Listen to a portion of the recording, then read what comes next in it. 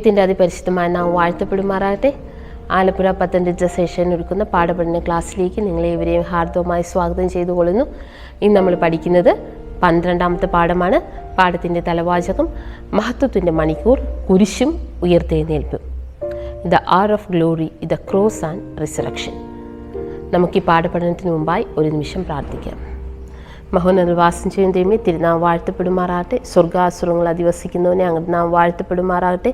രാജാതിരാജാവും കർത്താവുമായ തിരുനാം വാഴ്ത്തപ്പെടുമാറാകട്ടെ. ഈ നല്ലൊരു നിമിഷം ഞങ്ങൾക്ക് ഈ പാഠപഠനം അവിടെ നിന്ന് ഒരുക്കിയിരിക്കുന്നത് നന്ദി അർപ്പിക്കുന്ന കർത്താവേ. പഠിപ്പിക്കുന്ന അടിയന് തിരുവരങ്ങൾ താഴ്ത്തി സമർപ്പിക്കുന്ന കർത്താവേ. സകല കുറ്റവും കുറവുകളും ക്ഷമിക്കുമാറാകണമേ. സകല പാപങ്ങളും അവൻ യേശുവിൻ്റെ രക്തത്താൽ കഴിവുമാറാകണമേ എന്ന് പ്രാർത്ഥിക്കുന്ന കർത്താവേ. പരിശുദ്ധാത്മാവിനാൽ ഈ പാഠത്തെ നന്നായിട്ട് പഠിക്കേണ്ടതിന് ദൈവം സഹായിക്കുമാറാകണമേ എന്ന് പ്രാർത്ഥിക്കുന്ന കർത്താവേ. ദൈവത്തിൻ്റെ സാന്നിധ്യം കൃപയൊന്നും ഉണ്ടായിരിക്കുമാറാകണമേ എന്ന് പ്രാർത്ഥിക്കുന്നു. ഓരോ പാഠം നമ്മൾ പഠിക്കുമ്പോഴും അതിനനുസരിച്ച് ജീവിതത്തെ ക്രമപ്പെടുത്താൻ പരിശുദ്ധാത്മാവ് നമ്മളെ സഹായിക്കുമാറാകണമേ എന്ന് പ്രാർത്ഥിക്കുന്നു. ശോഷിച്ചിലധികമായി നമ്മളെ കൊണ്ട് നിറയ്ക്കണമെന്ന് യേശു ക്രിസ്തുനാമത്തെ താഴ്മയായി യാചിക്കുന്നു. പ്രാർത്ഥനയായിട്ട് അനുഗ്രഹിക്കുന്നു പ്രിയ പിതാവേ, ആമീൻ. നമ്മുടെ മനപ്പാഠവാക്യം എടുത്തിരിക്കുന്നത് യോഹന്നാൻ്റെ സുവിശേഷം 18-ാം അധ്യായം 37-ാം വാക്യത്തിലാണ്. പീലാത്തോസ് അവനോട്, എന്നാൽ നീ രാജാവ് തന്നെയല്ലയോ എന്ന് പറഞ്ഞതിന് യേശു, നീ പറഞ്ഞതുപോലെ ഞാൻ രാജാവ് തന്നെ. സത്യത്തിന് സാക്ഷി നിൽക്കേണ്ടതിന് ഞാൻ ജനിച്ചു, അതിനായി ലോകത്തിൽ വന്നുമിരിക്കുന്നു. സത്യതൽപരനായവനെല്ലാം എൻ്റെ വാക്ക് കേൾക്കുന്നു എന്നുത്തരം പറഞ്ഞു. യഥാർത്ഥത്തിൽ കർത്താവായ യേശു ക്രിസ്തുവിൻ്റെ ക്രൂശീകരണത്തിന് മുമ്പ് ആ ക്രൂശീകരണ വേലയിലുള്ള ചോദ്യം ചെയ്യൽ പീലാത്തോസും യേശുവും തമ്മിലുള്ള സംഭാഷണമാണ് ഈ മനപ്പാഠവാക്യം. കൂടുതലായിട്ട് നമ്മൾ പഠിക്കുന്നതായിരിക്കും. യോഹന്നാൻ്റെ സുവിശേഷം യോഹന്നാൻ ആരംഭിക്കുന്നത് തന്നെ യേശു എന്ന ദൈവത്തെ നമുക്ക് പരിചയപ്പെടുത്തിക്കൊണ്ടാണ്, അല്ലേ? അപ്പം യേശു എന്ന ദൈവത്തെ പരിചയപ്പെടുത്തിക്കൊണ്ട് ആ യോഹന്നാൻ്റെ സുവിശേഷം യോഹന്നാൻ ആരംഭിക്കുകയും അവൻ്റെ അവസാനത്തിൽ യേശുവിൻ്റെ ക്രൂശീകരണവും ഉയർത്തെഴുന്നേൽപ്പുമാണ് യോഹന്നാൻ അവിടെ വിശദീകരിക്കുന്നതായിട്ട് നമ്മൾ കാണുന്നുണ്ട്. ആദ്യത്തെ 10 അധ്യായങ്ങളിൽ യോഹന്നാൻ എന്ത് ചെയ്യുന്നു? യേശുവിൻ്റെ 3.5 വർഷക്കാലത്തെ ശുശ്രൂഷയെക്കുറിച്ച് പ്രതിപാദിക്കുന്നു.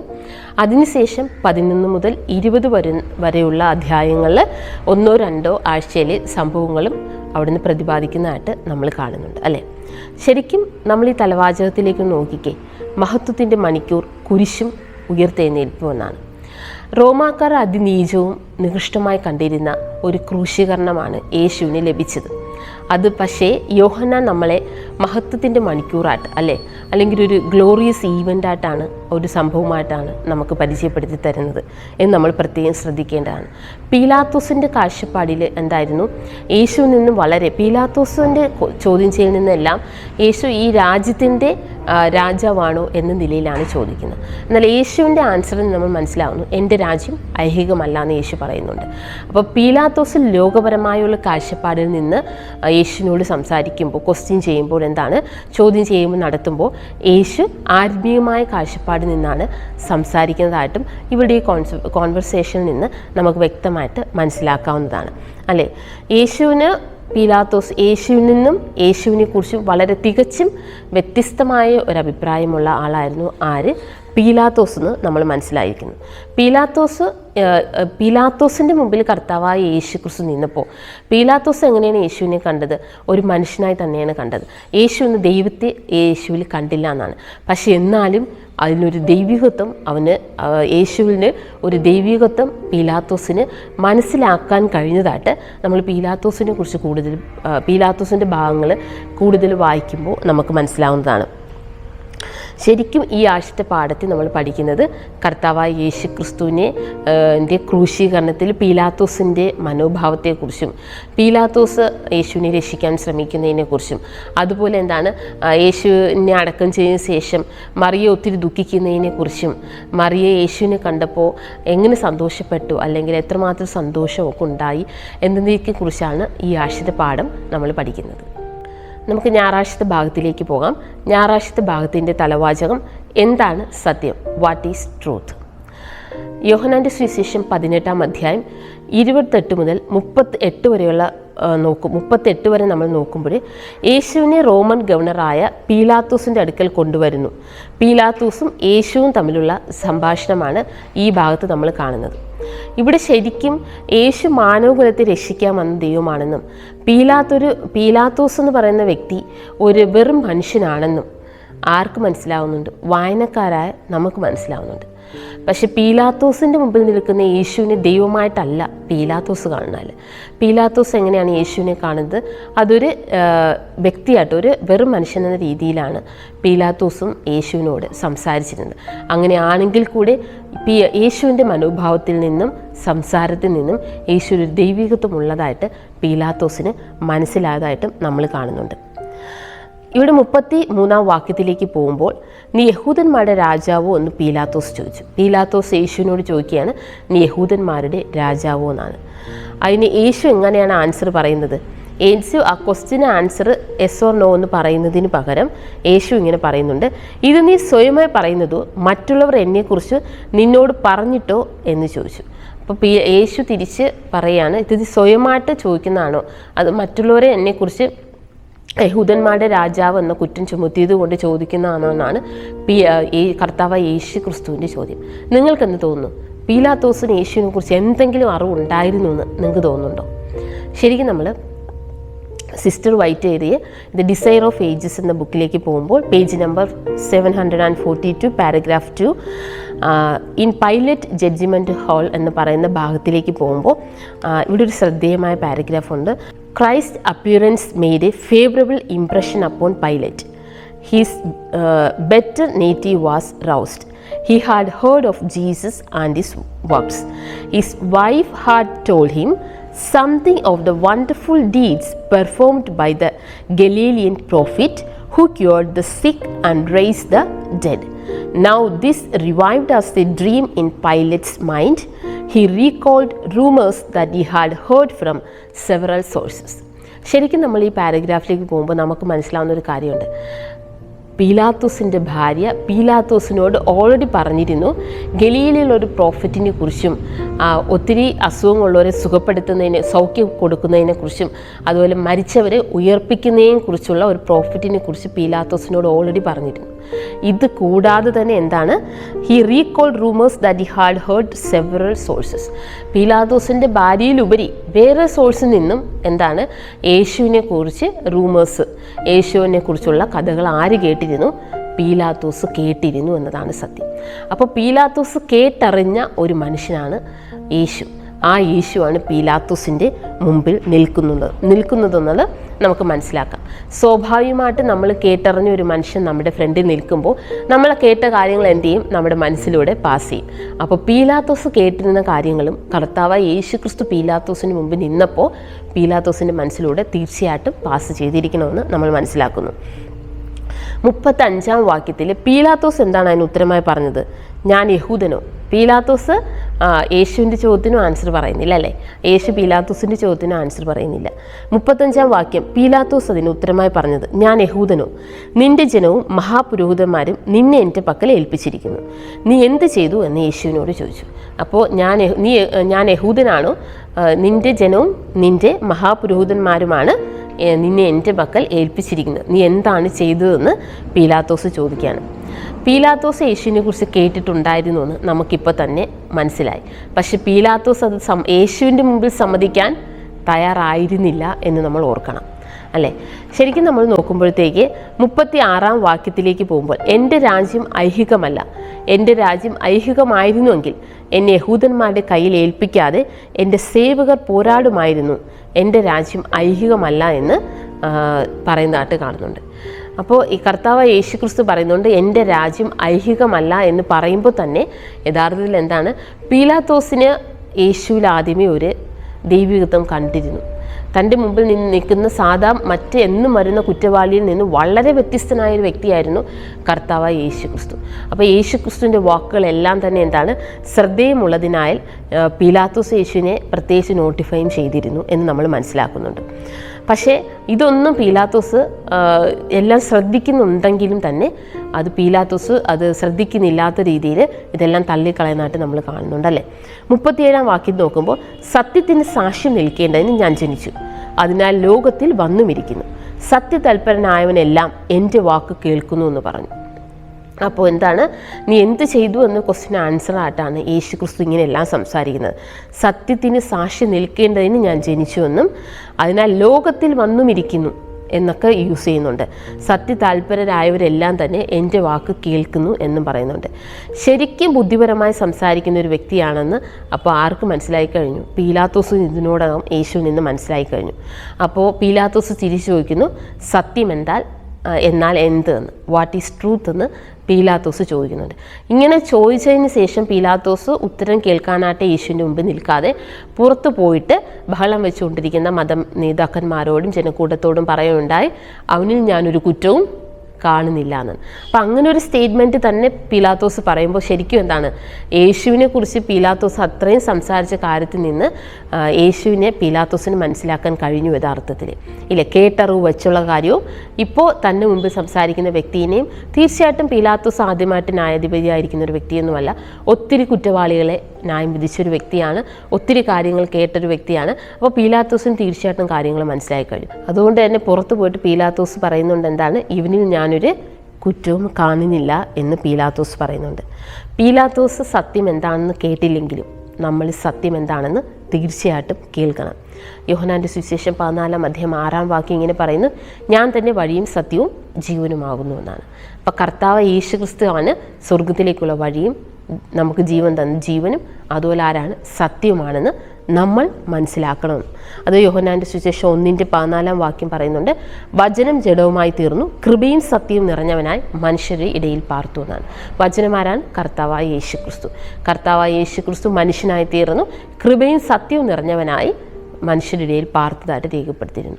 അപ്പോൾ പീലാത്തോസ് സത്യത്തെ മനസ്സിലാക്കാൻ ശ്രമിച്ചില്ലെങ്കിലും, ശ്രമിക്കാൻ ഒത്തിരി അവസരം ഉണ്ടാക്കിയിട്ട് പാഴാക്കിയെങ്കിലും എന്താണ്, നമ്മളിപ്പോൾ സത്യത്തെ ഗ്രഹിക്കണം. അപ്പോൾ സത്യം അറിയണമെങ്കിൽ നമ്മൾ ആരിലേക്ക് പോകണം? യേശുവിലേക്ക് പോകണം, യേശുവിനെ നോക്കണം. അങ്ങനെ പീലാത്തോസിന് നഷ്ടമായ സത്യം നമ്മൾ മനസ്സിലാക്കുകയും യേശുവിനെ പിൻപറ്റുകയും ചെയ്യണം. അതിനുവേണ്ടി പരിശുദ്ധാത്മാവ് നമ്മെ ദിനംതോറും വഴി നടത്തുമാറാകട്ടെ. നമുക്ക് തിങ്കളാഴ്ചത്തെ ഭാഗത്തിലേക്ക് പോകാം. ആ മനുഷ്യനെ കാണുക, ബിഹോൾഡ് ദ മാൻ. യോഹന്നാൻ 18:38 മുതൽ 19:5 വരെയുള്ള ഭാഗങ്ങളിലേക്ക് പോകാം. യേശുവിൻ്റെ മോചനത്തിനായി ജനത്തെ സ്വാധീനിക്കുവാൻ പീലാത്തോസ് എങ്ങനെയാണ് ശ്രമിച്ചതെന്നാണ് നമ്മുടെ പാഠഭാഗത്തിലെ ചോദ്യം. എന്നാൽ നമുക്ക് എന്തുകൊണ്ട് ശ്രമിച്ചു, എങ്ങനെ ശ്രമിച്ചു എന്ന് രണ്ടതിനും ആൻസർ കണ്ടെത്താം. ശരിക്കും എന്തുകൊണ്ടായിരിക്കും പീലാത്തോസ് യേശുവിനെ രക്ഷിക്കാൻ ശ്രമിച്ചത്? ഒന്നാമത്തെ കാലം നോക്കുമ്പോൾ നമ്മൾ ഓൾറെഡി കേട്ട് കഴിഞ്ഞു, പീലാത്തോസിൻ്റെ ഭാര്യ കർത്താവായ യേശു ക്രിസ്തുവിനെ കുറിച്ച്, ഗലീലയിലെ ഒരു പ്രോഫറ്റിനെ കുറിച്ചും സുഖമാക്കുന്നവരെ കുറിച്ചൊക്കെ പറഞ്ഞതായിട്ട് നമ്മൾ വായിച്ചു കേട്ടു. അതുപോലെ തന്നെ മറ്റുള്ളവരിൽ നിന്നും യേശുവിനെ കുറിച്ചുള്ള റൂമേഴ്സ് കേട്ടിരുന്നു. ഇതിനെല്ലാത്തിനുപരി റോമാക്കാരുടെ ഒരു വിശ്വാസം ഉണ്ടായിരുന്നു. അതായത് വർഷത്തിലൊരിക്കൽ സ്വർഗത്തിൽ നിന്നൊരു ദേവൻ അയക്കപ്പെടുമെന്നും ആ ദേവൻ എന്താണ്, നല്ല കാര്യങ്ങൾ ഉപദേശിച്ച് കൊടുത്തിട്ട് തിരികെ പോകുമെന്നൊരു വിശ്വാസം അന്ന് റോമിൽ നിലനിന്നിരുന്നു. അപ്പോൾ പീലാത്തോസും എന്താണ്, അങ്ങനൊരു വിശ്വാസത്തിലൂടെ വളർന്നു വന്ന ഒരു വ്യക്തിയായിരുന്നു എന്ന് നമുക്ക് മനസ്സിലാക്കാം. അപ്പോൾ കർത്താവായ യേശു ക്രിസ്തു പീലാത്തോസിന് മുമ്പിൽ നിന്നപ്പോൾ പീലാത്തോസിൻ്റെ വിശ്വാസവും പറഞ്ഞു കേട്ട കാര്യങ്ങളും മുമ്പിൽ നിൽക്കുന്ന യേശുവിൻ്റെ നിഷ്കളങ്കതയും ദൈവികത്വവും എല്ലാം കൂടി ചേർന്ന് പീലാത്തോസിന് എന്താണ്, പീലാത്തോസ് യേശുവിനെ രക്ഷിക്കാൻ ശ്രമിച്ചു. അതുകൊണ്ടാണ് പീലാത്തോസ് യേശുവിനെ രക്ഷിക്കാൻ ശ്രമിച്ചതായിട്ട് നമ്മൾ കാണുന്നത്. ഇനി എങ്ങനെയാണ് പീലാത്തോസ് യേശുവിനെ രക്ഷിക്കാൻ ശ്രമിച്ചതെന്ന് നോക്കാം. നമുക്ക് 18:39 പോകാം. പെസഹയിൽ ഒരുവിനെ വിട്ടുതരിക എന്നിവ പതിവുണ്ടല്ലോ, യഹൂദന്മാരുടെ രാജാവിനെ വിട്ടുതരുന്ന സമ്മതമോ എന്ന് പീലാത്തോസ് ജനക്കൂട്ടത്തോട്, മതനേതാക്കളോട്, യഹൂദന്മാരോട് ചോദിച്ചു. അതായത് പീലാത്തോസിന് എങ്ങനെയെങ്കിലും യേശുവിനെ രക്ഷിക്കണം. ഇവനൊരു കുറ്റം കാണുന്നില്ലെന്ന് ഓൾറെഡി പറഞ്ഞു കഴിഞ്ഞായിരുന്നു. അതുകൊണ്ട് തന്നെ എന്താണ്, പെസഹയിൽ എല്ലാ വർഷത്തിലും ജയിലിൽ നിന്ന് ഒരാളെ വിട്ടുകൊടുക്കാറുണ്ട്. അപ്പോൾ എന്ത് ചെയ്ത് അതിന് യേശുവിനെ വിട്ടുകൊടുക്കാം എന്ന് കരുതി അവിടെ ഏറ്റവും ക്രൂരനായ ബരബാസിനെയും അതുപോലെ തന്നെ യഹൂദന്മാരുടെ രാജാവെന്ന് പറയുന്ന കർത്താവായ യേശു ക്രിസ്തുവിനെയും അവിടെ കൊണ്ട് നിർത്തുകയാണ് ഉണ്ടായത്. അപ്പോൾ പീലാത്തോസിൻ്റെ വിചാരം തീർച്ചയായിട്ടും ക്രൂരനായ ഒരു മനുഷ്യനെ ആരും തിരഞ്ഞെടുക്കത്തില്ല, അങ്ങനെ യേശുവിനെ രക്ഷിക്കാം എന്നതായിരുന്നു പീലാത്തോസിൻ്റെ വിചാരം. എന്നിട്ട് പീലാത്തോസ് തന്നെ പറയുന്നുണ്ട്, യേശുവിൽ കുറ്റമില്ലെന്ന് കണ്ട പീലാത്തോസ് എന്തായിരുന്നു, യേശുവിനെ വിട്ടയക്കുന്നതിന് പകരം അവരോട് ചോദിക്കുന്നതായിട്ടൊരു രംഗവും നമ്മൾ കാണുന്നുണ്ട്. ഇതാണ് തെറ്റിയത്. യഥാർത്ഥത്തിൽ ഒരു ന്യായാധിപതിയുടെ മുമ്പിൽ വരുമ്പോഴത്തേക്ക് അദ്ദേഹം കേൾക്കുന്നു. അദ്ദേഹത്തിനത് ഇദ്ദേഹം കുറ്റവിമുക്തനാണ് അല്ലെ കുറ്റം ഒന്നും കാണുന്നില്ലെന്ന് കണ്ടാൽ എന്ത് ചെയ്യുന്നുണ്ട്, അദ്ദേഹത്തിന് കുറ്റം ചുമക്കാതെ വിട്ടയക്കുന്നു. കുറ്റം കാണുന്നുണ്ടെങ്കിൽ മാത്രമാണ് ശിക്ഷിക്കണം. അപ്പോൾ കുറ്റമൊന്നും കാണുന്നില്ലെന്ന് വാഗൊണ്ട് ഏറ്റു പറഞ്ഞിട്ടും എന്ത് ചെയ്യുന്നുണ്ട്, ഒരു ന്യായാധിപതി എന്ന നിലയിൽ വിധിക്കാതെ പകരം യഹൂദന്മാരോട് ആലോചിക്കുന്നതായിട്ട്, അല്ലെങ്കിൽ എന്താണ്, ജനക്കൂട്ടത്തോട് ആലോചിക്കുന്ന ആ സ്ഥലത്താണ് പീലാത്തോസിന് പിന്നെയും പിഴയ്ക്കുന്നുണ്ട് അല്ലേ. അവിടെ വെച്ച് എന്ത് ചെയ്തു, ഈ സന്ദർഭം ആര് മുതലാക്കി, മത നേതാക്കന്മാർ മുതലാക്കി ജനക്കൂട്ടത്തെ കൊണ്ട് ഗവർണറായ പീലാത്തോസിനെ സ്വാധീനിക്കാൻ ശ്രമിക്കുകയാണ് ഉണ്ടായത്. അങ്ങനെ എന്ത് ചെയ്യുന്നുണ്ട്, യേശുവിനെ അടുപ്പിക്കാനായിട്ട് വിടുന്നുണ്ട്. അവിടെ തൊട്ട് യേശുവിൻ്റെ ശാരീരിക പീഡനം ആരംഭിക്കുന്നുണ്ട്. യേശുവിൻ്റെ തലയിൽ മുള്ളുകൊണ്ടുള്ള കിരീടം വെക്കുന്നുണ്ട്, ധൂമവസ്ത്രം ധരിപ്പിച്ചിട്ടുണ്ട്. യഹൂദന്മാരുടെ രാജാവ് ജയ ജയ എന്ന് പരിഹസിച്ച് പറഞ്ഞുകൊണ്ട് യേശുവിനെ ഈ ജനക്കൂട്ടത്തിൻ്റെ മുമ്പിൽ കൊണ്ടു നിർത്തുന്നുണ്ട്. പീലാത്തോസാണ് കൊണ്ടുവരുന്നത്. അപ്പോൾ പീലാത്തോസ് എന്ത് ചെയ്യാണ്, പീലാത്തോസ് പറയുന്നുണ്ട്, അവന് ഞാനൊരു കുറ്റവും കാണുന്നില്ല എന്ന് 4-ാം വാക്യത്തിൽ, അതായത് 19-ന്റെ 4-ാം വാക്യത്തിൽ നമ്മൾ കാണുന്നു. പീലാത്തോസ് പിന്നെയും ഈ സ്റ്റേറ്റ്മെൻറ്റ് പറയുന്നുണ്ട്. അപ്പോൾ ഒരു കുറ്റവും കാണാത്തൊരു വ്യക്തി യഥാർത്ഥം എന്ത് ചെയ്യണം, വിട്ടയക്കണം. അത് ആരുടെ ഉത്തരവാദിത്തമാണ്, ന്യായാധിപതിയുടെ ഉത്തരവാദിത്തമാണ്. പക്ഷേ പീലാത്തോസ് അതിന് പകരം അവരോട് ചോദിക്കുന്നതായിട്ട് നമ്മൾ കാണുന്നുണ്ട്. യേശുവിനെ പുറത്തു കൊണ്ടുവന്ന് ആ മനുഷ്യൻ ഇതാ, ബിഹോൾഡ് ദ മാൻ എന്ന് പറഞ്ഞു അല്ലേ. ഇത് നമ്മൾ ഓർമ്മപ്പെടുത്തുന്നത് യോഹന്നാൻ്റെ സുവിശേഷം 1:29 വാക്യമാണ്. അവിടെ യേശുവിനെ കണ്ടപ്പോൾ യോഹന്നാൻ പറഞ്ഞ വാക്യമാണ് അല്ലേ. യോഹന്നാൻ പറഞ്ഞ എന്താണ്, ഇതാ ലോകത്തിൻ്റെ പാപം ചുമക്കുന്ന ദൈവത്തിൻ്റെ കുഞ്ഞാടെന്ന് പറഞ്ഞു. Behold the lamb of God who takes away the sin of the world. അപ്പോൾ ലോകത്തിൻ്റെ പാപം ചുമക്കുന്ന ദൈവത്തിൻ്റെ കുഞ്ഞാടിനെയാണ് അന്ന് യോഹന്നാൻ പറഞ്ഞത് അല്ലേ. പക്ഷേ ഇന്ന് പീലാത്തോസ് പറയുന്നത്, ഇതാ നിങ്ങൾ ഈ പറഞ്ഞ ഈ മനുഷ്യൻ ഇതാ എന്ന് ജനക്കൂട്ടത്തോട് പറയുന്നതായിട്ട് നമ്മൾ കാണുന്നുണ്ട്. ശരിക്കും ജനക്കൂട്ടം യേശു ദൈവപുത്രനെന്ന് അവകാശപ്പെട്ടതിനാൽ എന്ത് ചെയ്തു, യേശുവിനെ ക്രൂശിക്കാൻ കൊണ്ടുപോയി ക്രൂശിച്ചതായിട്ട് നമ്മൾ കാണുന്നുണ്ട്. പക്ഷേ പീലാത്തോസ് യേശുവിനെ രക്ഷിക്കാൻ ശ്രമിച്ചതായിട്ട് നമ്മൾ കാണുന്നുണ്ട്. പക്ഷേ പീലാത്തോസ് എന്ന ന്യായാധിപതി സത്യം അറിഞ്ഞിട്ടും സത്യത്തിന് സാക്ഷിയായി നിന്നവനെ അംഗീകരിക്കാത്തതിനാൽ എന്ത് സംഭവിച്ചു, അദ്ദേഹത്തിന് മനസ്സില്ലാതെ തന്നെ ജനക്കൂട്ടത്തിൻ്റെ താല്പര്യത്തിന് വിട്ടുകൊടുക്കേണ്ടതായി വന്ന ഒരവസ്ഥയാണ് നമ്മൾ ശരിക്കും അവിടെ കാണുന്നത് അല്ലേ.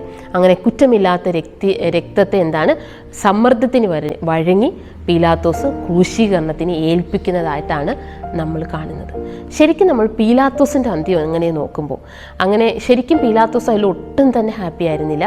പീലാത്തോസിന് ആദ്യം മുതലേ സംരക്ഷിക്കണമെന്നുണ്ടായിരുന്നുവെങ്കിലും പീലാത്തോസ് ശരിക്കും യേശുവിനെ അവിടെ വെച്ച് മനസ്സിലാക്കിയെടുത്ത് വെച്ച് അക്സെപ്റ്റ് ചെയ്തിരുന്നുവെങ്കിൽ എന്താണ്, ഇത്രയും അധികം കുഴപ്പത്തിലേക്ക് പോകത്തില്ലായിരുന്നു എന്ന് നമുക്ക് വായിക്കുമ്പോൾ ഒരുപക്ഷെ തോന്നിയിരിക്കാം.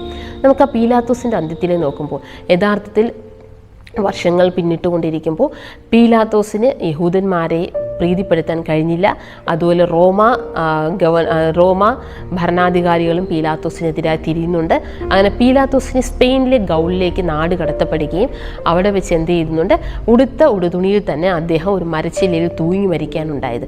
ആ തൂങ്ങി മരിച്ചതിന് ശേഷം അത് അന്നത്തെ കാലത്ത് നാട് കടത്തപ്പെടാൻ ഉപയോഗിക്കുന്ന ഒരു സ്ഥലമായിരുന്നു ഈ സ്പെയിനിലെ ഗൗൾ എന്ന് പറയുന്ന സ്ഥലം. അദ്ദേഹം എന്ത് ചെയ്യുന്നു, അവിടെ തൂങ്ങി മരിച്ചതിന് ശേഷം ആരും ശരീരം മറയ്ക്കാനില്ലാത്തതിനാൽ ആ ശരീരം അങ്ങനെ തന്നെ നിന്ന് അഴുകി മാംസം അങ്ങനെ പോവുകയും അതിനുശേഷം എന്താണ്, അവിടെ ഉണ്ടായിരുന്ന ആ എല്ലുകൾ, അസ്ഥികൾ എന്ത് ചെയ്തു, വന്യമൃഗങ്ങൾ ഭക്ഷിച്ചതായുമാണ് ചരിത്രം.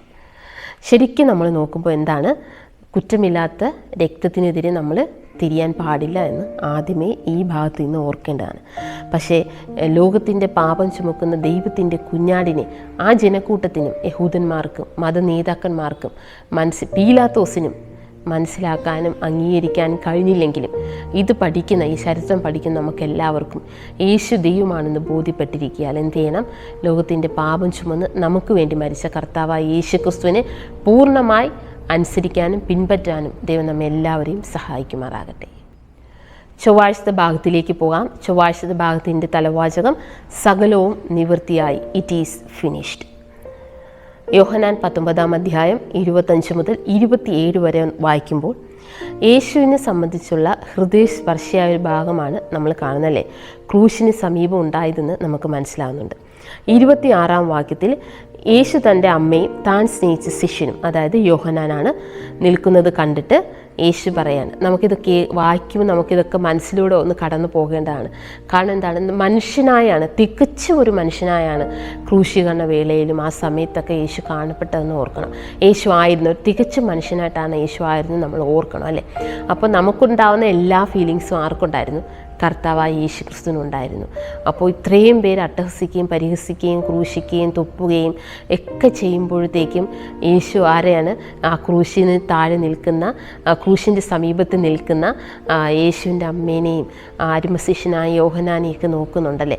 അപ്പോൾ യേശുവിൻ്റെ മനസ്സിലുള്ള ഫീലിംഗ് നമുക്കൊന്ന് നമ്മുടെ ചിന്തയിലൂടെ ഓർത്തെടുക്കാവുന്നതാണ്. യേശു പറയാണ്, സ്ത്രീയെ ഇതാ നിൻ്റെ മകൻ എന്ന് അമ്മയോട് പറഞ്ഞു, അല്ലേ?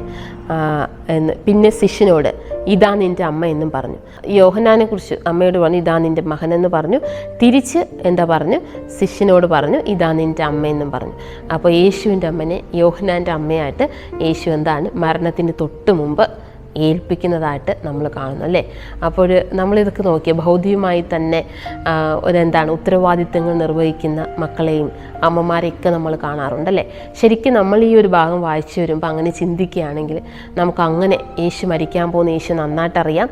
അതുകൊണ്ട് തന്നെ അമ്മയെ യേശുവിൻ്റെ ശിഷ്യന് തന്നെ എന്താണ് ഏൽപ്പിച്ചുകൊണ്ട് യേശു മരണത്തിന് പോകുന്നതായിട്ടുള്ള ഒരു വൈകാരിക രംഗമാണ് നമ്മൾ ശരിക്കും ഈ ഭാഗത്ത് കാണുന്നത്, അല്ലേ?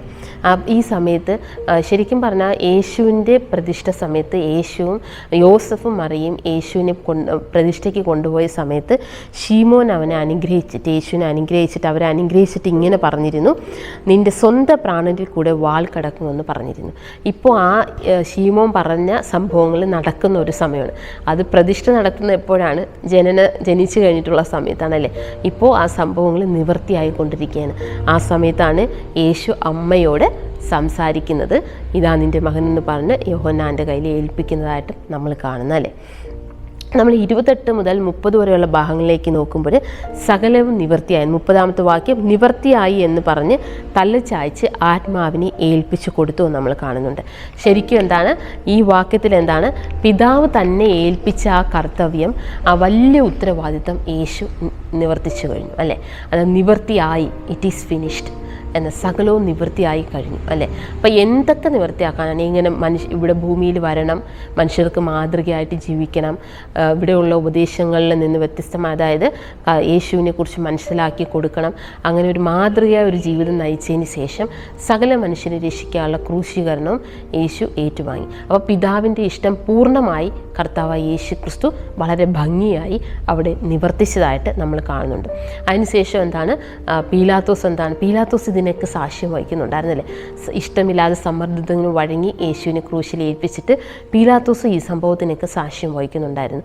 പീലാത്തോസ് എബ്രായ, അരാമി, ഗ്രീക്ക് ഭാഷയിൽ എന്ത് എഴുതി വെച്ചു? നസ്രയനായ യേശു യഹൂദന്മാരുടെ രാജാവെന്ന് ക്രൂശിലൊരു ബോർഡും തൂക്കി. ഇത് മത നേതാക്കന്മാർക്ക് ഇഷ്ടമായിരുന്നില്ലെങ്കിൽ തന്നെയും പീലാത്തോസ് എന്താണ് ആ ബോർഡ് നീക്കം ചെയ്യാൻ തയ്യാറായിരുന്നില്ല എന്നുകൂടെ നമ്മൾ മനസ്സിലാക്കണം. അങ്ങനെ എല്ലാം ഈ സംഭവങ്ങൾ നോക്കുമ്പോൾ ഇതെല്ലാം ആരുടെ ഇഷ്ടത്തിന് നടന്നു? പിതാവിൻ്റെ ഇഷ്ടം അതുപോലെ കർത്താവായ യേശു ക്രിസ്തു വളരെ ഭംഗിയായിട്ട് നിർവഹിച്ചതായിട്ട് നമ്മൾ കാണുന്നുണ്ട്. അതിൽ നിന്ന് യേശുവിനെ തടുക്കാൻ ആർക്കും തന്നെ കഴിഞ്ഞിരുന്നില്ല. തടുക്കാനോ നിർത്തലാക്കാനോ മത നേതാക്കന്മാർക്കോ അതുപോലെ ജനക്കൂട്ടത്തിനോ ഇതിനു വേണ്ടി കഠിന പ്രയത്നം ചെയ്ത് ക്രൂശിൻ്റെ ഇതെന്താണ് ഇങ്ങോട്ട് ചാടി ഇറങ്ങി വാന്ന് പറയാൻ പ്രേരിപ്പിച്ച് സാത്താനോ ആർക്കും തന്നെ എന്താണ് ഈ ക്രൂശീകരണത്തിൽ നിന്ന് യേശുവിനെ പിന്തിരിപ്പിക്കാൻ കഴിഞ്ഞില്ല എന്ന് നമ്മൾ ഓർക്കണം. അപ്പോൾ പിതാവിനോടുള്ള അത്രയ്ക്കുള്ള ഇഷ്ടം, ആ വന്ന ഉത്തരവാദിത്വ ബോധം എല്ലാം ആർക്കുണ്ടായിരുന്നതായിട്ട് കാണുന്നു? കർത്താവായ യേശു ക്രിസ്തുവിന് ഉണ്ടായതായിട്ട് നമ്മൾ കാണുന്നു. ഈ വിജയിച്ച യേശുവിനെയാണ് കാൽവറി ക്രൂശിൽ ഈ വിജയിച്ച യേശുവിനെയാണ്, മനുഷ്യനെ മുഴുവൻ രക്ഷിച്ചുകൊണ്ട് സാത്താനെ വിജയിച്ച യേശുവിനെയാണ് ശരിക്കും നമ്മൾ കാണുന്നതല്ലേ. അവിടെ എന്തെങ്കിലും സംഭവിച്ചിരുന്നുവെങ്കിൽ, മറുത്ത് ഇതിന് ഓപ്പോസിറ്റായിട്ട് എന്തെങ്കിലും ആണ് നടന്നിരുന്നുവെങ്കിൽ എന്തായിരിക്കും എന്ന് സംഭവിക്കുക? സാത്താൻ ജയിക്കുകയും ദൈവം തോക്കുകയും ചെയ്യുമായിരുന്നു, അല്ലേ? ശരിക്കും സാത്താന് ദൈവത്തെ ഒരു വിധത്തിലും സ്വാധീനിക്കാൻ കഴിഞ്ഞില്ല എന്ന് നമ്മൾ മനസ്സിലാക്കേണ്ടതാണ്. അപ്പോൾ എന്താണ് ഈ വിജയിച്ച ദൈവത്തെയാണ്, യേശുവിനെയാണ് നമ്മൾ ആരാധിക്കേണ്ടതെന്ന് നമ്മൾ മനസ്സിലാക്കുന്നു. അതുകൊണ്ട് തന്നെ പൂർണ്ണ ഹൃദയത്തോടെ ആരാധിക്കേണ്ടതിന് ദൈവം നമ്മെ എല്ലാവരെയും നയിക്കുകയും സഹായിക്കുകയും ചെയ്യുമാറാകട്ടെ. ബുധനാഴ്ചത്തെ ഭാഗത്തിലേക്ക് പോകാം. ബുധനാഴ്ചത്തെ ഭാഗത്തിൻ്റെ തലവാചകം ശൂന്യമായ കല്ലറ. ഇത് എംപ്റ്റി ടൂംബ്. യേശു വെള്ളിയാഴ്ച ഉച്ചയ്ക്ക് ശേഷമാണ് മരിച്ചതല്ലേ.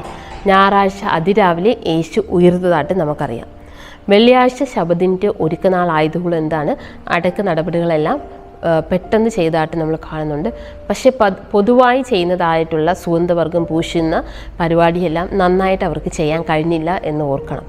നമ്മൾ 23 ലൂക്കോസ് 23:56 പോകുമ്പോഴത്തേക്ക് സുഗന്ധവർഗവും പരിമള തലവും ഒരുക്കി കൽപ്പന അനുസരിച്ച് ശബദിൽ സ്വസ്ഥമായിരുന്നു എന്ന് നമ്മൾ കാണണം. അപ്പോൾ അന്നും ശബദം അനുസരിച്ചെന്നുകൂടെ നമുക്കൊന്ന് പറഞ്ഞു പോകാം. യോഹന്നാൻ 20:1 മുതൽ 7 വരെ നമ്മൾ നോക്കുമ്പോൾ ആഴ്ചവട്ടത്തിൻ്റെ 1-ാം നാൾ മഗ്ദലക്കാരത്തി മറിയ രാവിലെ ഇരുട്ടുള്ളപ്പോൾ തന്നെ കല്ലറയ്ക്കൽ ചെന്നു. അപ്പോൾ ആഴ്ചവട്ടത്തിൻ്റെ 1-ാം നാളിൽ മഗ്ദലക്കാരത്തി മറിയ രാവിലെ ഇരുട്ടുള്ളപ്പോഴാണ്, അത് സൂര്യ ഉദിക്കുന്നതിന് മുമ്പ് അതിരാവിലെ എത്തി. പക്ഷെ അവിടെ എന്താണ്, അവൾ അവിടെ ആരെയും കണ്ടില്ല എന്നുള്ളതാണ്. ഉടനെ തന്നെ അവൾ ഓടി എന്ത് ചെയ്തു, ശീമോൻ പത്രോസിൻ്റെയും യോഹന്നാൻ്റെ അടുക്കലേക്ക് പോയതായിട്ട് നമ്മൾ കാണുന്നുണ്ട്. കർത്താവിനെ കല്ലറയിൽ നിന്ന് എടുത്തു കൊണ്ടുപോയി, അവൻ എവിടെ വെച്ചതെന്ന് എനിക്കറിയില്ല എന്ന് അവരോട് പറഞ്ഞു. ഇത് കേട്ട് അവരെല്ലാവരും കൂടെ തന്നെ എന്തുകൊണ്ട് ഇവളോട് മറിയോട് ചേർന്ന് തിരിച്ചു ഓടുകയാണ്. അപ്പോൾ യോഹന്നാൻ വളരെ വേഗത്തിലോടി കല്ലറയിലെത്തിയപ്പോൾ യോഹന്നാനും ഇത് തന്നെയാണ് കണ്ടത്. പിന്നെ പത്രോസും എത്തി.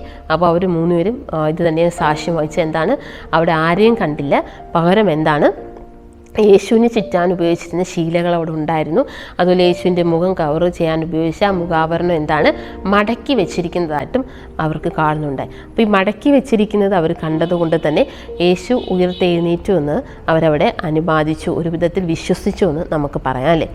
ശരിക്കും നമ്മൾ നോക്കുമ്പോൾ അവരങ്ങനെ വിശ്വസിക്കാൻ കാരണം കല്ലറയ്ക്ക് ഓൾറെഡി നമ്മൾ മത്തായിയുടെ സുവിശേഷം 27-ാം അധ്യായം നോക്കുമ്പോൾ നമുക്ക് മനസ്സിലാവുന്നുണ്ട്, കല്ലറയ്ക്ക് എന്താണ് കാവൽ നിർത്തിയതായിട്ട് നമ്മൾ കാണുന്നു. അപ്പോൾ പടയാളികൾക്ക് യഥാർത്ഥത്തിൽ കർത്താവായ യേശു ക്രിസ്തു ഉയർത്തെഴുന്നേറ്റതാണെന്ന് മനസ്സിലായി. പടയാളികൾ നിൽക്കവേ ആരും അവിടെ വന്ന് യേശുവിൻ്റെ ശരീരം കൊണ്ടുപോയില്ല എന്നും അവർക്ക് മനസ്സിലായിട്ടുണ്ട് അല്ലേ. ഒരു മിന്നൽ പോലുള്ള ഒരു രൂപത്തിൽ ഹിമം പോലെ വെളുത്ത ഉടുപ്പുള്ള ഒരു ദൂതനെയൊക്കെ കാണുകയും ആ സമയത്ത് യേശുവിൻ്റെ മരണസമയത്ത് ഭൂകമ്പം നടന്നതുപോലെ യേശുവിൻ്റെ ഉയർത്തെഴുന്നേറ്റ സമയത്ത് അവിടെ ഒരു ഭൂകമ്പം നടക്കുകയൊക്കെ ചെയ്തു. അപ്പോൾ പടയാളികളെല്ലാം തന്നെ ബോധരഹിതരായി വീഴുന്ന രംഗമൊക്കെ നമ്മൾ കാണുന്നുണ്ട്. ശരിക്കും ഈ കാര്യം വന്നിട്ട് എന്ത് ചെയ്യാണ്, അവർ അറിയിക്കുന്നുണ്ട്. ആരോട്? മൂപ്പന്മാരോടും മത നേതാക്കന്മാരോടും അറിയിക്കുമ്പോൾ അവരുടെ പ്രതികരണം എന്താണെന്ന് നമുക്ക് നോക്കാം. അത് നമ്മൾ ഡിസയർ ഓഫ് ഏജസ് എന്ന ബുക്കിലെ page number 781 paragraph 2 the lord is risen എന്ന ഭാഗത്തേക്ക് നോക്കുമ്പോൾ the faces of the priest were as those of the dead. ഇപ്പോൾ ഈ കാര്യങ്ങൾ പടയാളി വന്ന് പറഞ്ഞപ്പോഴത്തേക്ക് അവിടെയുള്ള, അതായത് ആ കേട്ട് നിന്ന ഫേസസ് ഓഫ് ദ പ്രീസ്റ്റ്, ആ പ്രീസ്റ്റിൻ്റെയൊക്കെ മുഖം എന്താണ്, മരിച്ചവരുടെ മുഖം പോലെ. ഇത് കേട്ടപ്പോൾ തന്നെ അവർ സ്തംഭിച്ചു പോയി നമുക്ക് മനസ്സിലായി. Caiaphas try to speak, his lips moved but uttered no sound. കയ്യഫാവിന് ആൻസർ പറയുന്നുണ്ടായിരുന്നു, പക്ഷേ എന്തെങ്കിലും ചോദിക്കുന്നുണ്ടായിരുന്നെങ്കിലും അട്ടേർഡ് നോ സൗണ്ടൊന്നും ശരിക്കും വന്നില്ല എന്ന് നമുക്ക് മനസ്സിലാകാം. The soldiers were about to leave the council room when a voice stayed them. Caiaphas had a last fond speech. അപ്പോൾ കയ്യഫാവാണ് പറഞ്ഞത്. Wait he said. ആര് പറഞ്ഞത്? കയ്യഫാവാണ്. Tell no one the things you have seen. നിങ്ങൾ കണ്ട കാര്യം എന്താണ് ആരെടുത്തും പറയരുതെന്നാണ് കെയ്ഫസ് അവിടെ പറഞ്ഞു. അങ്ങനെ അവരെന്ത് ചെയ്തിരുന്നു, അവർ പണം കൊടുത്തു. ആവശ്യത്തിന് ആർക്ക് പണം കൊടുത്തു? ഈ പടയാളികൾക്ക് പണം കൊടുത്തു. ഈ കാര്യം പുറത്താരെയും അറിയിക്കരുത് എന്ന് പറഞ്ഞു. കാരണം ഇത് അറിയിച്ചാലുള്ള പ്രശ്നം എന്ന് വെച്ചാൽ ഈ ജനക്കൂട്ടമെല്ലാം ആരുടെ നേരെ തിരിയും? ഈ നേതാക്കന്മാരുടെ നേരെ തിരിയും. അപ്പോൾ ഇപ്പോഴിവർ അന്ന് ജനക്കൂട്ടത്തിൻ്റെ സ്വാധീനത്തോടുകൂടി യേശുവിനെ ക്രൂശിക്കാൻ ഏൽപ്പിച്ചു. ഇന്ന് അവർക്ക് ആ ജനക്കൂട്ടത്തെ എന്താണ്, ഇങ്ങനെ ഇവർ പുറത്തറിഞ്ഞാൽ മാനേജ് ചെയ്യാൻ കഴിയാത്ത രീതിയിലായിത്തീരും. അതുകൊണ്ട് തന്നെ പടയാളികളെ കാശ് കൊടുത്ത് ഒടുക്കിയിട്ട് യേശുവിൻ്റെ ശിഷ്യന്മാർ വന്ന് ശരീരം മോഷ്ടിച്ചു കൊണ്ടുപോയെന്ന് പറഞ്ഞ് പരത്തുകയാണ് ഉണ്ടായതെന്ന് നമ്മൾ മനസ്സിലാക്കണം. ശരിക്കും നമ്മളവിടെ ചിന്തിക്കേണ്ട ഒരു കാര്യം എന്ന് പറയുമ്പോൾ, അങ്ങനെ പറഞ്ഞ് പരത്തുന്നതിൽ തന്നെ അവിടെ നമ്മൾ നോക്കുമ്പോഴത്തേക്ക് ഇങ്ങനെ ഒരു കള്ളത്തരം പറഞ്ഞ് പരത്തുമ്പോൾ അവരെ പിടിക്കാനോ, അതായത് മോഷ്ടിച്ച് കൊണ്ടുപോകുമ്പോൾ കള്ളന്മാരാണ് മോഷ്ടിക്കാറല്ലേ, ഇങ്ങനെ ഒരു കാര്യം പറഞ്ഞ് പരത്തിയതിന് ശേഷം ശിഷ്യന്മാരെ പിടിക്കാനോ തുടർന്നുള്ള നടപടികൾക്കൊന്നും തന്നെ ആര് ചെയ്തില്ല എന്ന് നമുക്ക് മനസ്സിലാവുന്നുണ്ട്. മത നേതാക്കൾ ചെയ്തില്ല എന്നുകൂടെ നമുക്ക് മനസ്സിലാവുന്നുണ്ട്. ശരിക്കും നോക്കുമ്പോൾ വാസ്തവത്തിൽ യേശു എന്ന ദൈവത്തെ ഹൃദയത്തിൽ അസൂയ മൂത്ത മത നേതാക്കന്മാർക്കോ അല്ലെങ്കിൽ എന്താണ് ലൂസിഫറിനോ ഒന്നും തന്നെ യേശുവിൻ്റെ ക്രൂശീകരണവും ഉയർപ്പും ഒന്നും തടയാൻ കഴിഞ്ഞില്ല എന്ന് നമ്മൾ വ്യക്തമായി ഇവിടെ മനസ്സിലാക്കണം. പകരം അവർക്ക് എന്താണ്, ഇതിലൊരു കെട്ടുകഥ സൃഷ്ടിച്ച് പരത്താൻ മാത്രമേ അവരെ കൊണ്ട് സാധിച്ചു. അവർ ചെയ്തതിന് കാരണം എന്താണ്? ശരിക്കും എന്താണ്? അവർ ജനക്കൂട്ടത്തെയും ഭയന്നിരുന്നു. അപ്പോൾ ഇത് ദൈവമാണെന്ന് അവർക്കും ബോധ്യപ്പെടുകയുണ്ടായി. അങ്ങനെ എന്താണ്? ഒരു കെട്ടുകഥ പരത്തിക്കൊണ്ട് ഈ സംഭവത്തിൽ നിന്ന് അവർ ഒഴിഞ്ഞു മാറുന്നതായിട്ട് ശരിക്കും നമ്മളിവിടെ കാണുന്നുണ്ട്. വ്യാഴാഴ്ചത്തെ ഭാഗത്തിലേക്ക് പോകാം. വ്യാഴാഴ്ചത്തെ ഭാഗത്തിൻ്റെ തലവാചകം യേശു മറിയയും, ജീസസ് ആൻഡ് മേരി. യോഹന്നാൻ 20:11 മുതൽ 18 വരെയുള്ള വാക്യങ്ങളിലേക്ക് നോക്കുമ്പോൾ ലാസറിൻ്റെ സഹോദരിയായ മറിയ യേശുവിനെ കാണാനിട്ട് കരഞ്ഞുകൊണ്ടിരിക്കുന്നത് കാണുന്നുണ്ടല്ലേ. അപ്പോൾ കല്ലറയിലേക്ക് നോക്കുമ്പോഴത്തേക്ക് 2 ദൂതന്മാർ അവിടെ ഇരിക്കുന്നതായിട്ട് കാണുന്നുണ്ട്. ദൂതന്മാർ ചോദിക്കുന്നുണ്ട്, നീ എന്തിനാണ് കരയുന്നതെന്ന്. അപ്പോൾ മറിയ കരഞ്ഞുകൊണ്ട് പറയാണ് യേശുവിനെ കാണാനില്ലെന്നും എവിടെയാണ് കൊണ്ടുവച്ചതില്ലെന്നും അറിയത്തില്ലെന്നും പറയുന്നുണ്ട്. 14-ാം വാക്യത്തിലേക്ക് നമ്മൾ നോക്കുമ്പോൾ കാണുന്നുണ്ട് ശരിക്കും എന്താണ്? അങ്ങനെ മറിയ അവരോട് സംസാരിച്ചുകൊണ്ടിരിക്കുമ്പോൾ തന്നെ പിന്നിൽ നിന്ന് വേറൊരു വ്യക്തി എന്ത് ചോദിക്കുന്നുണ്ട്? നീ എന്തിനാണ് കരയുന്നതെന്ന് ചോദിക്കുന്നത്. പക്ഷേ ഈ ചോദിക്കുന്ന വ്യക്തി യേശുവാണെന്ന് മറിയയ്ക്ക് മനസ്സിലായിരുന്നു. മറിയ അതിദുഃഖത്തോടെ ഇരിക്കുന്ന ഒരു വ്യക്തിയായിരുന്നു. അതുകൊണ്ട് തന്നെ മറിയയ്ക്ക് ഒന്നും തന്നെ അവിടെ മനസ്സിലായി. മറിയ യേശുവിനെ കാണാനായിട്ട്, യേശുവിൻ്റെ ബോഡി കാണാനില്ലാത്തതിനാൽ അതിദുഃഖത്തോടെ ഇരിക്കുന്ന സമയത്താണ് ശരിക്കും യേശുവും മറിയയായിട്ട് സംസാരിക്കുന്നതായിട്ട് നമ്മൾ കാണുന്നുണ്ട്. ഈ സമയത്ത് മറിയ ഒരു തോട്ടക്കാരനാണെന്ന് കരുതിയിട്ട് പറയുകയാണ്, യേശുവെ യജമാനെ, നീ അവനെ എടുത്തുകൊണ്ട് പോയെങ്കിൽ അവൻ എവിടെ വെച്ചുവെന്ന് പറഞ്ഞു തരിക, ഞാൻ അവനെ എടുത്തുകൊണ്ട് പോയിക്കൊള്ളാമെന്ന് ആ തോട്ടക്കാരൻ എന്ന് കരുതി മറിയ ആ വ്യക്തിയോട്, അതായത് യേശുവിനോടാണ് സംസാരിക്കുന്നത്, ആ വ്യക്തിയോട് സംസാരിക്കുന്നുണ്ട്. ഇത് കേട്ടപ്പോൾ തന്നെ 16-ാമത്തെ വാക്യം നമ്മളൊന്ന് വായിക്കണം. യേശു അവളോട് മറിയേ എന്നൊരു പേര്, മറിയയുടെ പേര് മാത്രമാണ് യേശു വിളിച്ചല്ലേ. ആ ഒരു വിളിയിൽ തന്നെ എന്താണ്? മുമ്പ് നിൽക്കുന്നത് കർത്താവായ യേശു ക്രിസ്തുവാണെന്ന് മറിയയ്ക്ക് ബോധ്യമായി. ആ മറിയ എന്നുള്ള യേശുവിൻ്റെ വിളി യഥാർത്ഥത്തിൽ മറിയയുടെ ഹൃദയത്തിലേക്കാണ് ആ വിളി കടന്നു ചെന്നത്. ഇത് കേട്ട ഉടനെ വളരെ സന്തോഷത്തോടെ യേശുവിനെ കെട്ടിപ്പിടിക്കാൻ വന്നുവെങ്കിലും യേശു എന്ത് സമ്മതിച്ചില്ല. യേശു എന്നെ തുടരുത്, ഞാൻ പിതാവിൻ്റെ അടുക്കൽ പോയിട്ടില്ല എന്ന് പറയുന്നതായിട്ട് നമ്മൾ കാണുന്നുണ്ട്. അതുകൂടാതെ തന്നെ യേശു പറഞ്ഞു, നീ നിൻ്റെ സഹോദരന്മാരുടെ അടുക്കൽ ചെന്ന് എൻ്റെ പിതാവും നിങ്ങളുടെ പിതാവും എൻ്റെ ദൈവവും നിങ്ങളുടെ ദൈവവും ആയവൻ്റെ അടുക്കൽ ഞാൻ കയറിപ്പോകുന്നുവെന്ന് അവരോട് പറയുക എന്ന് മറിയയോട് പറഞ്ഞേൽപ്പിക്കുകയും ചെയ്യുന്നതായിട്ട് നമ്മൾ ശരിക്കും ഇവിടെ കാണുന്നുണ്ടല്ലേ. ശരിക്കും നമ്മൾ ഏറ്റവും അധികം കാണാൻ ആഗ്രഹിക്കുന്ന വ്യക്തി നമ്മളുടെ അടുത്തേക്ക് വരുമ്പോഴത്തേക്ക് ആ വ്യക്തിയെ കാണുമ്പോൾ നമുക്കുണ്ടാകുന്ന സന്തോഷം എത്രമാത്രമായിരിക്കും. ശരിക്കും കർത്താവായ യേശു ക്രിസ്തുവിനെ കണ്ടപ്പോൾ ആ ദുഃഖത്തിൽ ഇരിക്കുന്ന മറിയയ്ക്കുണ്ടായ സന്തോഷം അതാണ് അല്ലേ. അപ്പോൾ കർത്താവായ യേശു ക്രിസ്തുവിനെ പൂർണ്ണമായി പിൻപറ്റിയിരുന്ന ഒരു വ്യക്തി അല്ലെങ്കിൽ സ്നേഹിച്ചിരുന്ന ഒരു വ്യക്തിയാണ് ലാസറിൻ്റെ സഹോദരിയായ മറിയ എന്ന് നമ്മൾ മനസ്സിലാക്കുന്നുണ്ടല്ലേ. അപ്പോൾ അതേപോലൊരു പൂർണ്ണമായൊരു സ്നേഹം നമുക്കും ഉണ്ടാകുമ്പോഴാണ് കർത്താവ് യേശു ക്രിസ്തുവിനെ കാണുമ്പോൾ അത്രയും സന്തോഷത്തോടെ യേശുവിൻ്റെ അടുക്കിലേക്ക് നമുക്ക് ഓടിച്ചെല്ലാൻ പറ്റത്തുള്ളൂ എന്ന് നമ്മൾ മനസ്സിലാക്കണം.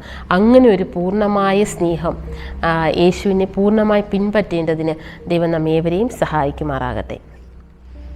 നമുക്ക് കൂടുതൽ പാഠത്തിന് വെള്ളിയാഴ്ചത്തെ ഭാഗത്തിലേക്ക് പോകുമ്പോൾ ദ ഡിസയർ ഓഫ് ഏജസ് എന്ന് പറയുന്ന ബുക്കിലെ സിസ്റ്റർ വൈറ്റ് എഴുതിയ ബുക്കിലെ it is finished, the lord is risen, why weepest thou എന്നീ ഭാഗങ്ങളും അതുപോലെ ക്ലിഫോർഡ് ഗോൾഡ്സ്റ്റെയിൻ എഴുതിയ finding hope in the empty tomb എന്ന് പറയുന്ന ഭാഗവും വായിക്കുമ്പോഴത്തേക്ക് കൂടുതലായിട്ട് ഈ ഭാഗങ്ങളേക്ക് വിശദീകരിച്ചതായിട്ട് നമ്മൾ പഠിച്ചു പോയ ഭാഗങ്ങൾ വിശദീകരിച്ചിരിക്കുന്നതായിട്ട് നമുക്ക് കാണാൻ കഴിയുന്നുണ്ട്. നമുക്ക് ചർച്ചയ്ക്കുള്ള ചോദ്യത്തിലേക്ക് പെട്ടെന്നൊന്ന് പോകാം. അതിലുള്ള എല്ലാ ക്വസ്റ്റ്യനും നല്ലതായിരുന്നു, എന്നാലും നമുക്ക് ഒരു ചോദ്യത്തിലേക്ക് പോകും. ഒന്നാമത്തെ ചോദ്യം ഇങ്ങനെയാണ്: പീലാത്തോസ് ചെയ്തതുപോലെയുള്ള പിശകുകൾ സംഭവിക്കാതിരിക്കാൻ തീരുമാനമെടുക്കുന്നതിൽ ഏത് തത്വം നമ്മെ സഹായിക്കുമെന്നാണ്. അപ്പോൾ പീലാത്തോസിന് എന്ത് പറ്റിയെന്ന് നമുക്കറിയാമല്ലേ. യേശു ക്രിസ്തുവിനെ ഒരു തരത്തിലും ക്രൂശീകരണത്തിന് വിടാൻ യാതൊരു മനസ്സുമില്ലായിരുന്ന ഒരാൾ സമ്മർദ്ദത്തിന് വഴങ്ങി ക്രൂശിൽ വിടുകയാണ് ഉണ്ടായതെന്ന് ക്രൂശീകരണത്തിന് വിടുകയാണ് ഉണ്ടായെന്ന് നമുക്കറിയാം. പീലാത്തോസ് ചെയ്തതുപോലുള്ള പിശകുകൾ, ഈ ഒരു തെറ്റ് സംഭവിക്കാതിരിക്കാൻ തീരുമാനമെടുക്കുന്നതിൽ ഏത് തത്വം നമ്മെ സഹായിക്കുമെന്നാണ്. നമ്മളിത് ക്ലാസ്സിലോട് ചോദിക്കുമ്പോൾ ഒത്തിരി ആൻസർ കിട്ടാൻ ചാൻസ് ഉണ്ട്. ഞാൻ എൻ്റെ ഒരു ആൻസർ മാത്രം പറഞ്ഞ് അവസാനിപ്പിക്കാൻ ആഗ്രഹിക്കുന്നു. ശരിക്കും അങ്ങനെ ഒരു തെറ്റ് നമുക്ക് സംഭവിക്കാതിരിക്കുന്നതിന് വേണ്ടി ഒരിക്കൽ പരിശുദ്ധാത്മാവ് നമ്മെ സ്വാധീനിച്ച് കഴിഞ്ഞാൽ മനസാക്ഷിക്ക് വിരുദ്ധമായി പ്രവർത്തിക്കാതിരിക്കുക എന്നതാണ് എൻ്റെ ആൻസർ. ഒരിക്കൽ നമ്മളൊരു തെറ്റും നന്മയും തിന്മയും നമ്മൾ തിരിച്ചറിഞ്ഞു കഴിഞ്ഞാൽ, പരിശുദ്ധാത്മാവ് നമ്മെ സ്വാധീനിച്ച് കഴിഞ്ഞാൽ പിന്നെ മനസാക്ഷിക്ക് നിരക്കാത്തതായുള്ള ഒരു കാര്യം നമ്മൾ പ്രവർത്തിക്കാതിരിക്കുക എന്നതാണ് ശരിക്കും നമ്മൾ ചെയ്യേണ്ടതെന്നാണ് എൻ്റെ ആൻസർ. ഇന്നത്തെ ഈ പാഠം പഠിക്കാൻ സഹായിച്ചതിന് ദൈവം നമ്മെ എല്ലാവരെയും സഹായിക്കുമാറാകട്ടെ. നമുക്കൊരു നിമിഷം പ്രാർത്ഥിക്കാം. മഹോന്നതകൾ വാസം ചെയ്യുന്ന ദൈവമേ, തിരുനാമം വാഴ്ത്തപ്പെടുമാറാകട്ടെ. സ്വർഗ്ഗാസുരങ്ങൾ അധിവസിക്കുന്നവനെ അധിവസിക്കുന്ന നല്ല ദൈവമേ, ഞങ്ങൾക്ക് ഈ പാഠം തയ്യാറാക്കപ്പെട്ടിരിക്കുന്നതിനാലും ഇത് കൂടുതലായി മനസ്സിലാക്കാൻ കഴിഞ്ഞതിനാലും പരിശുദ്ധാത്മാവിനാൽ ഞങ്ങൾ മനസ്സിലാക്കി തന്നതിനാലും നന്ദി അർപ്പിക്കുന്ന കർത്താവേ.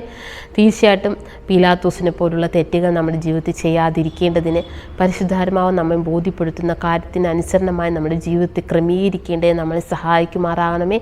അതുപോലെ തന്നെ കർത്താവേ, മറിയയുടെ സ്നേഹം പോലെ മറിയ യേശുവിനെ പിൻപറ്റിയതുപോലെ പൂർണ്ണമായ യേശുവിനെ പിൻപറ്റേണ്ടതിനും ഞങ്ങളെല്ലാവരെയും സ്നേഹിക്കേണ്ടതിനും ഞങ്ങളെല്ലാവരും അവിടെ നിന്ന് സഹായിക്കുമാറാകണമേ എന്ന് പ്രാർത്ഥിക്കുന്നു കർത്താവേ. ഞങ്ങളുടെ തെറ്റുകുറ്റം കുറവുകളെല്ലാം അവിടെ നിന്ന് ക്ഷമിക്കുമാറാകണമേ എന്ന് പ്രാർത്ഥിക്കുന്നു കർത്താവേ.